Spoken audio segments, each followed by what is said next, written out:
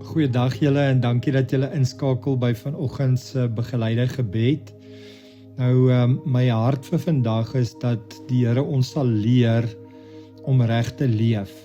Ek wil jou vat na Stephen Covey toe. Hy was so in die vroeë 2000s nogal baie bekend, die boeke wat hy geskryf het, 8 Habits of Highly Effective People, maar in sy boek wys hy vir ons dat ons tyd maklik gevul word met dinge wat dringend is, maar nie noodwendig belangrik nie.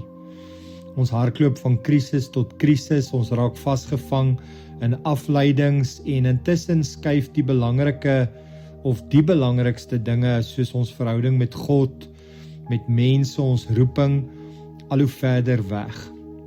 En dan kom die Bybel en hy sê vir ons die volgende in Psalm 90 vers 12, Here leer ons om ons dae so te tel, dat ons wysheid bekom.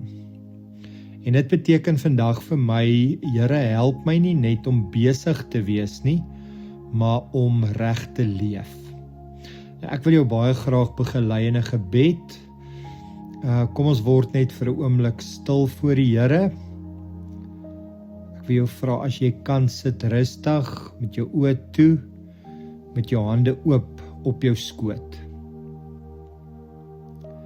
Here, ons bring ons besige lewens na U toe. Ons bring ons gejaag, ons stres en ons vol skedules.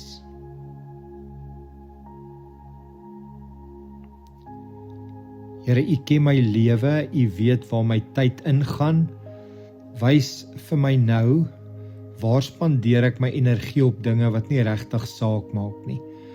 Waar is ek so besig dat ek U mis?